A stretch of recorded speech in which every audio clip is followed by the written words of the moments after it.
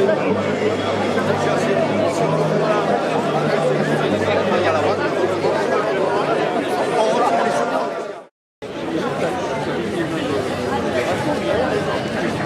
s'il vous plaît, on va changer nos méthodes.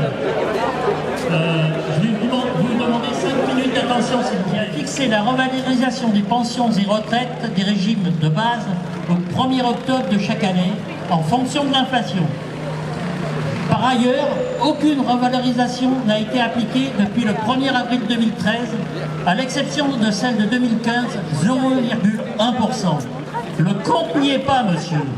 Si l'on applique le dispositif actuel sur la période du 1er avril 2013 au 1er octobre 2017, c'est une revalorisation de 1,8 qui devrait intervenir.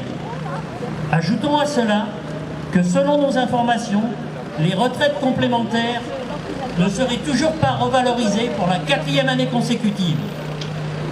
N'oublions pas non plus la contribution additionnelle pour l'autonomie. Contrairement à ce que pensent Emmanuel Macron et son gouvernement, les 160 000 retraités du département ne sont pas des gens que l'on flatte au moment des élections avec des promesses du type « faire du pouvoir d'achat des retraités un des piliers de ma politique ». Nous avons de la mémoire, monsieur Macron. Et dans le même temps, le président et son gouvernement ne cessent de faire des cadeaux aux actionnaires du CAC 40, plus 32,6% en 2016. Soit plus de 75 milliards versés, un record. D'autre part, il nous a été promis une baisse de la taxe d'habitation pour compenser la hausse de la CSG. Cette mesure a du mal à être mise en place. Elle ne concernera pas tous les retraités, car déjà un certain nombre d'entre nous en sont exonérés, vu leur faible niveau de revenus dans notre département. Et d'autre part, des plafonds ont été instaurés afin de limiter la portée de la mesure. Au travers de ces annonces, après avoir joué la division entre les salariés contre les privés d'emploi, les salariés du public et du privé, les jeunes contre les vieux, aujourd'hui, il veut la division entre les retraités eux-mêmes. Oui, Monsieur le Président, Mesdames, Messieurs les députés,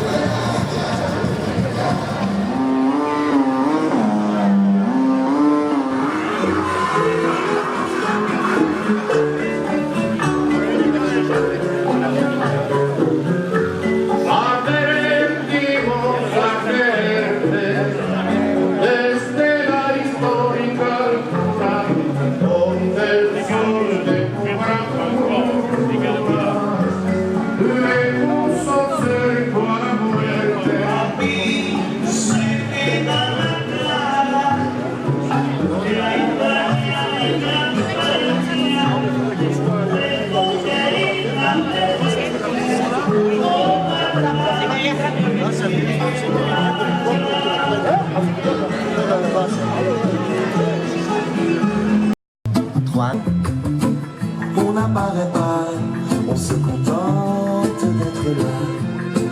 Manifestation, je pense qu'il y en aura d'autres. Là, nous allons être reçus en délégation par le préfet ou le directeur de cabinet. Donc ce que je propose, c'est qu'il y ait 2 représentants par syndicat ou association participante. Et ben écoutez, je vous annonce qu'on doit être un millier de personnes dans la rue à Perpignan aujourd'hui. Donc les feignants, les gentils, ben, ils sont dans la rue, Président. Il faut les écouter, il faut les entendre.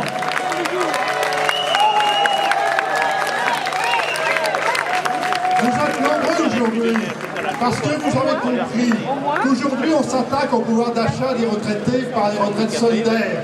Et pendant ce temps-là, on fait des cadeaux à ceux qui dorment sur les millions qu'ils ont gagnés grâce au travail des salariés, des artisans, des commerçants, des agriculteurs. Ceux-là, on les dispense d'impôts pour nous prendre plus d'impôts. Mais derrière cela, c'est tout système solidaire construit dans le Conseil national de la résistance qui est menacé. On s'en prend aux salariés par le code du travail, on s'en prend aux jeunes par la sélection, on s'en prend aux retraités pour leur retraite, et demain, on va détruire la retraite solidaire de la sécurité sociale par la retraite par points. Aujourd'hui, la retraite par points, ce serait 33% de retraite en moins pour les femmes, puisqu'on calculerait le salaire sur 42, la retraite sur 42 ans et non plus sur 25. Ce serait dramatique. Donc, c'est un combat de toute la France qu'il faut mener contre ces attaques en règle. Et c'est pourquoi je vous invite tous, le 10, avec les fonctionnaires, à venir dire dans la rue au gouvernement que tous ensemble, salariés, fonctionnaires, retraités, jeunes qui demandent le droit au travail et le droit à la formation, tous nous serons dans la rue pour défendre la République sociale que dans la résistance, nos ancêtres ont créée et voulu. Dans notre Constitution, il est dit que la République est sociale et notre gouvernement veut détruire le terme social. Alors tous ensemble, le 10 dans la rue, avec les fonctionnaires, pour la France solidaire.